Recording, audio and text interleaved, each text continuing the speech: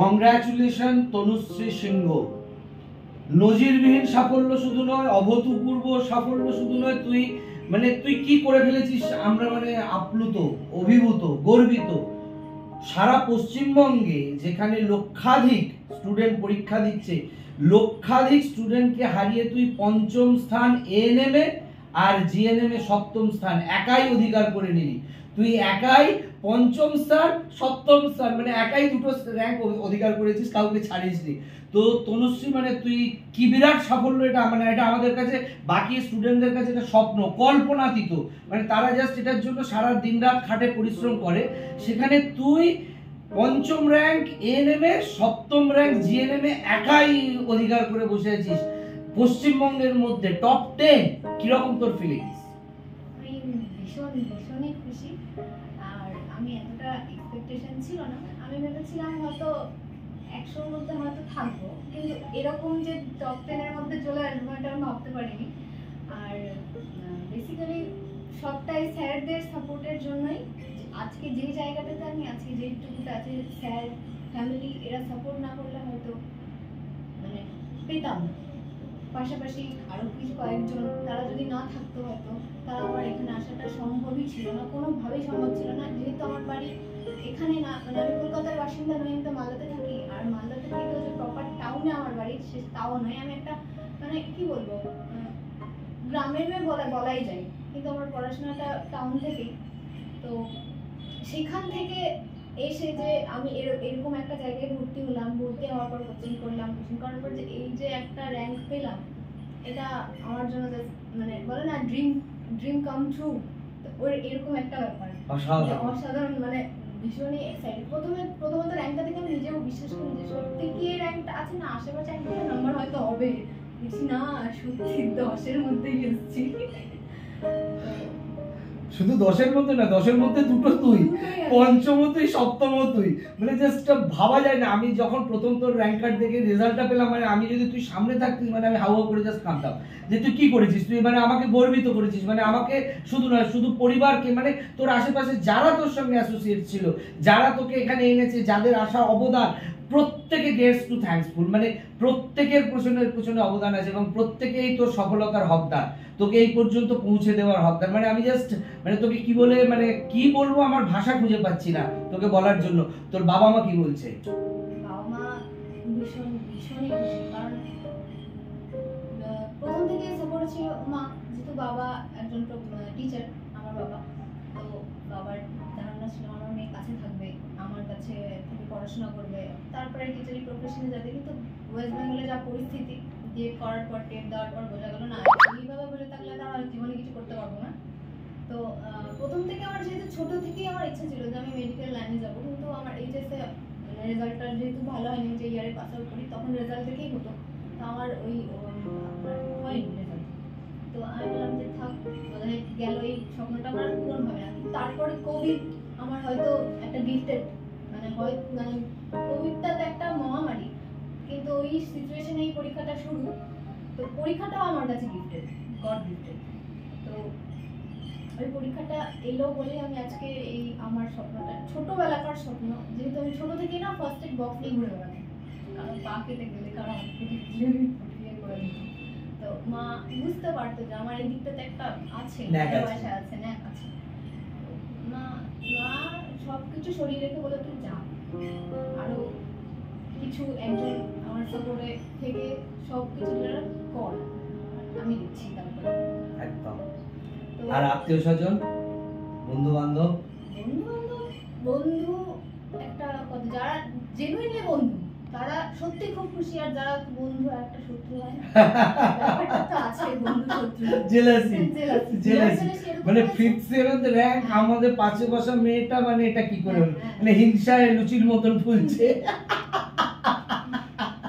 এরকম হয়েছে না, আর কথা বলে যাতে অনেক উঠে গেছে, আর আমরা তোকে এক ঘরে করে দিচ্ছে আর কি, তুই এক ঘরে হয়ে গেছিস, কথা বলে না এই সাফল্যের জন্য, সফলতাটা তোকে তারা ডিজার্ভ করে না তোকে বন্ধু হিসেবে। সেটাই বললাম, তারা তোকে ডিজার্ভ করে না, তোর মতো কোয়ালিটির বন্ধু তাদের কাছে থাকবে, এটা তারা ডিজার্ভ করে না। হ্যাঁ, মানে তোর মতন বন্ধু পাওয়ার যোগ্য তারা নয়, যদি কেউ তোকে এক ঘরে করে দিয়ে থাকে না, আই এম টেলিং ইট, মানে আমি প্রোনাউন্সলি টেলিং ইট, কি কোনো বন্ধু যদি তোকে ভাবে ও পঞ্চম সপ্তম পেয়ে গেছে হিংসায় জেলাসিতে, ওর সঙ্গে আর বন্ধুত্ব রাখা যায় না, এত বড় সফলতা, তারপরে তারা লুজার্স না। মানে একটা ধারণা আমাদের ওখান থেকে, যেহেতু ওটা একটা মানে একটা বড় দেখে এরিয়া, পাড়ার মধ্যে একটা ছোট একটা গ্রাম আমাদের, হ্যাঁ, সেখান থেকে যে আমি একদম মাথা চাড়া দিয়ে পেপার তো এই সেই একদম পুরো ভাইরাল নিউজ, একটা জেলাসি তো থাকবে। ভাইরাল শুধু না, মানে তুই ইজ আ হিস্ট্রি, হ্যাঁ, you have made a history, অনেক অনেক রকমের এটা সারা জীবন ওই র্যাঙ্ক কার্ডে অঙ্কের মতন মানে একদম অঙ্কিত থাকবে, ফটো ফ্রেম করে বাঁধিয়ে রাখার মতন জিনিস, মানে তোর সেই 70-80 বছর বয়সেও তোর নাতি পুতিদেরও তুই দেখাতে পারবি what I have did it, I have did it in my area.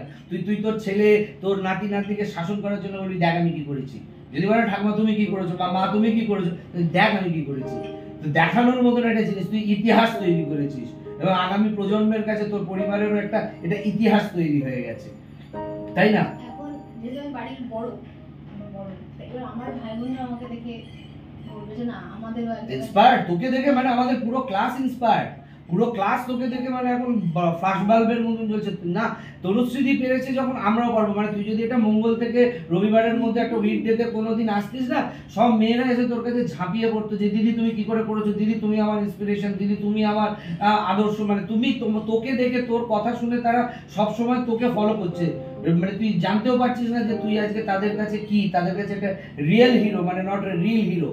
তো তোর সেই সফলতার জন্য ওরাও তোকে চায়, তোকে তার মধ্যে পেতে চায়। যাই হোক, সবকিছুর মধ্যে এবার একটু জিজ্ঞেস করি যে তোর এই পুরো সফলতার জার্নিতে জয়দেব স্যার ক্লাসেসের ভূমিকা অবদান কি, বা জয়দেব স্যার ক্লাসেসের কোনটা ভালো লাগলো, কি কি জিনিস ভালো লাগলো, জয়দেব স্যার ক্লাসেস তোর এই সফলতাকে স্বপ্নটাকে সত্যি করার জন্য কতটা কাজ করলো, কিরম কি হলো, জয়দেব স্যার ক্লাসেস সম্পর্কে যদি দু চার কথা বলিস, একটু জোরে বলবি, সবাই শুনবে। স্যারের ক্লাসে তো মানে কি বলবো, ম্যামরা তো ভীষণই ভালো ভালো পড়ান, ম্যামদের তো কোনো তুলনাই হয় না, ভীষণ সাপোর্ট করেছেন, বারবার বুঝতে পারেনি বারবার বুঝিয়েছেন। মোট কথা যতই ক্লাস করো যতই পড়ো, তোমাকে নিজের ইচ্ছাটা বজায় রাখতে হবে যে না আমাকে করতেই হবে, আমাকে পারতেই হবে, আমাকে যেতেই হবে, যে কয়টাই সিট থাকুক, যে মানে আমাদের জিএনএম এ 2600 সিট আছে, এটা ভাবলে হবে না, 2600-এর মধ্যে আমার একটা আমার পেতেই হবে, একটা আমার, সে যতই ফর্ম ফিল আপ হোক যতই যাই থাকুক না কেন, বেসিক যে পড়াটা আমাদের, মোট কথা টেক্সট বুকগুলো পড়ে নেওয়ার পর স্যার যেগুলো মেটেরিয়াল দেবেন ওগুলো ঝাড়া করে নাও, ব্যাস আর কিচ্ছু ভাবতে হবে না। আমাদের এখানে পড়ে কমন পেয়েছিস? একটা মানে আমি জ্বলন্ত উদাহরণ পেয়েছি, আপনার মেটেরিয়াল থেকে আমি আগের দিন রাত্রে রিভাইজ দিচ্ছি, হ্যাঁ, মানে ওই পেজটা আমার মানে অতটা ভালোভাবে হয়নি, আমি জাস্ট পড়ছিলাম, পেজটা কমপ্লিট করে জাস্ট বন্ধ করে টেনশনে ঘুমিয়ে গেলাম, পরের দিন সকালে কোয়েশ্চেনটা খুলে দেখছি ওই কোয়েশ্চেনটা এসছে ওই পেজ থেকে, যে পেজটা আমি পড়িনি তার আগের দিন রাত্রে পড়লাম, আর পরের দিন দেখছি 2 মার্কে এসেছিল লাইফ সায়েন্সে, এই যে মালবেরি টাইপের কোয়েশ্চেনটা, আপেল তারপরে স্ট্রবেরির কোয়েশ্চেনের অ্যান্সারটা আগের দিন রাত্রেবেলায় পড়লাম, তারপরের দিন সকালে কিছু কোয়েশ্চেন, তাহলে কি করে বলবো কমন আসছে না, অবশ্যই আসবে, অবভিয়াসলি আসবে, কেন আপনার স্যার এত ভালো মেটেরিয়াল দেন তো, আর সবকিছু চ্যাপ্টার ওয়াইজ ক্লিয়ারলি একদম মানে একদম পুরো ঝাড়াভাবে করে নাও। রিজনিং ম্যাম তো আছে, রিজনিং দারুণভাবে করান, রিজনিং করো, জিকে, আর জিকে তার তো কোনো মা বাবা হয় না, যতই করো মানে নার্সারি টাইপেরও দিয়ে দিতে পারে আর কালকেরটাও দিয়ে দিতে পারে, এটার কোনো ঠিক নেই, জিকে যা আছে চোখের সামনে জেলে যাও, নোট কথা চোখ বন্ধ করে পড়ে যাও। মানে তুই জয়দেব স্যার ক্লাসেসে যে অঙ্ক করলি, তোর অঙ্ক বল, জিকে বল, ইংলিশ বল, ফিজিক্যাল সায়েন্স, বায়োলজিক্যাল সায়েন্স পুরোটা পড়ে সেখান থেকে তুই কমন পেয়েছিস, এবং এইখানে পড়ে যে তোর আজকের এই সফলতা, সেটাতে কতটা ভূমিকা জয়দেব স্যার ক্লাসেসের আছে? ভূমিকা তো স্যারদের মানে 10-এ কত দিন, 10-এ 10 না কত দিন? 10-এ 9 দিব, 1% পাও না, হ্যাঁ 100 বার আছে, 100 বার তোকে আমি 5% দিলাম, 10-এ 5 দিলেও তুই যথেষ্ট, তুই যা রেজাল্ট করেছিস, 10-এ তুই 9 দিয়েছিস, তোর জন্য 1% রেখেছিস, একদম ঠিক। তো আগামী দিনে যারা জয়দেব স্যার ক্লাসেসে ভর্তি হবে তারা কেন হবে, কি জন্য হবে, কি কি জিনিস জয়দেব স্যার ক্লাসেসের ভালো লেগেছে তোর, এবং তারা জয়দেব স্যার ক্লাসেসে কেন আসবে, যদি এই ব্যাপারে কটা কথা বলিস প্লিজ। স্যারদের ক্লাসে আসার সবচেয়ে বড় কারণ হচ্ছে যে প্রথম ভেবেছিলাম, যেহেতু আমি তো একটা বললাম যে একটা প্রত্যন্ত অঞ্চল থেকে এসেছি, তো ওখান থেকে এরকম একটা জায়গায় পড়া মানে একটা বলে না রিস্ক না খেলে নিয়ে যাওয়া হবে দেখা যাবে না, এরকম একটা ব্যাপার। তো সেখান থেকে স্যাররা যেভাবে মক টেস্ট দিয়েছেন, বেসিক্যালি মক টেস্টগুলো যে বারবার স্যার নিয়েছেন, পাতার পাতার লাইফ সায়েন্স, ফিজিক্যাল সায়েন্স, এগুলো ক্লাসটা রেগুলারলি ম্যাথ, যেহেতু আমার ম্যাথটা অতটা ভালো লাগতো, বেসিক্যালি আমার ম্যাথেই নাম্বার একটা কাটা গেছে, নইলে ফার্স্ট সেকেন্ড হয়ে যেতিস। ম্যাথটাতে গেছে, কয়েকটা ইংরেজিতে গেছে। হ্যাঁ, তো ওই এই নাম্বারগুলো ম্যাথটা যদি ভালো লাগতো। তারপর প্রথমে আমি ভর্তি টাইমে স্যারকে বলেছিলাম, স্যার আমার না ম্যাথ অত ভালো লাগে না, আমি কি করবো? তো স্যার বলে, চিন্তা করিস না, সব ঠিক আছে, মন দিয়ে শুধু পড়ে যা, চোখ বন্ধ করে স্যারদের উপরে বিশ্বাস করে, স্যাররা যা পড়াবেন পড়ে যাও, নিজে থেকে পড়ো, বাড়িতে পরিশ্রম করো, রাত্রেবেলা জেগে জেগে পড়ো, অটোমেটিক তোমার হাতের তলে সব কিছু থাকবে। পরিশ্রমের বিকল্প কোনো কিছু নেই।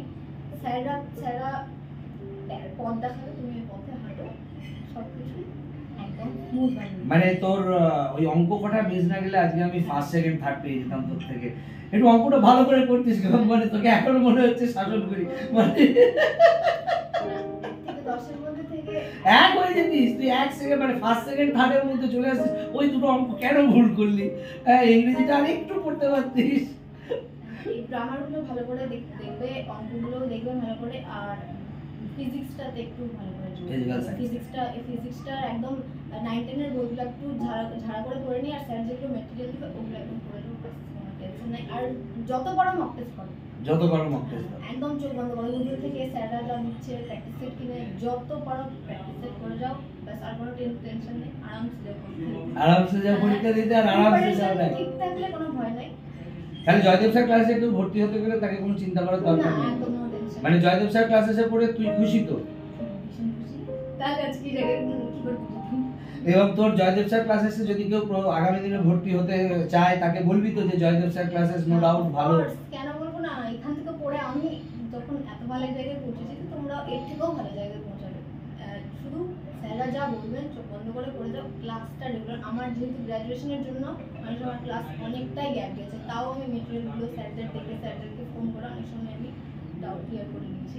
তো যেটা করবে একটাই মন দিয়ে করবে, দিকে না আমার একটু ভুল ছিল, দু নৌকার পা দিয়ে একটু যাওয়া আসা হয়ে গেছে, ওটা যদি না হতো তো আরো ফাটাফাটি হয়ে যেত। যা হয়েছে সেটাই তো এত ভালো, আর যদি আর একটু হতো কোথায় হয়ে যেত। তাহলে জয়দেব স্যার ক্লাসেসে কে তুই বলছিস যে কোনো বাচ্চারা যদি চায় জেএনএম এএনএম করবে, তারা যদি আসে তাদের কোনো ভুল হবে না এবং তারা কমন পাবে। মানে বললাম তো, আমি নিজে তো দেখেছি, আমি নিজে পড়েছি, নিজে জয়দেব কমন আসছে, কেন আসবে না কমন, এত ভালো পড়ান স্যার। কমন ধরে ধরে ম্যাম, বেসিক্যালি বায়োলজি ম্যাম ধরে ধরে এক একটা কোশ্চেন দিতাম, সব কোশ্চেন বলেন, মানে যেই জায়গাটা বুঝতে পারে না ম্যাম বারবার বুঝিয়ে দেবে। আমি যদি সাবজেক্টগত ভাবে তোকে বলি, বায়োলজিক্যাল সায়েন্স, ফিজিক্যাল সায়েন্স, অঙ্ক, ইংরেজি, লজিক্যাল রিজনিং, কোন কোন সাবজেক্টে তোর কোন কোন জায়গাগুলো কিভাবে জয়দেব স্যার ক্লাসেস তৈরি করেছে, যদি এটা একটুখানি ছোট করে যারা আছে স্টুডেন্ট আগামী দিনে আসবে তাদের জন্য বলেছে। বায়োলজি ক্লাসে আমার এই প্রবলেম, এটা এরকম ভাবে সলভ হয়েছে। ফিজিক্যাল সায়েন্স ক্লাসে ম্যাথ, আমার বায়োলজি ক্লাসে যেমন 9-এর সেকেন্ড চ্যাপ্টারটা একটু টাফ আছে, ওটা ওখান থেকে অনেকটাই কোশ্চেন আছে, ম্যাম ওগুলো ভালোভাবে ক্লিয়ার করে দিয়েছেন।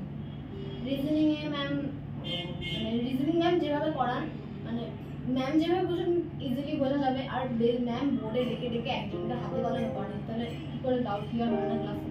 নিশ্চয়ই হবে। জিকে আছে, ম্যাথও আছে, ম্যাথও স্যার ম্যাথও দারুণ করান, এখন ম্যাম আছেন। তো তারপর ফিজিক্স স্যারও খুব ভালো পড়ান, ইংলিশ ম্যামও খুব ভালো পড়ান, তাকে ছাড়বো ভালো পড়ান। তাহলে মোদ্দা কথা, জয়দেব স্যার ক্লাসেসে তোর পড়ে এই সাফল্য এবং তোর ড্রিম কামস ট্রু, এবং এই সফলতার জন্য তোকে অনেক অনেক শুভেচ্ছা, অভিনন্দন।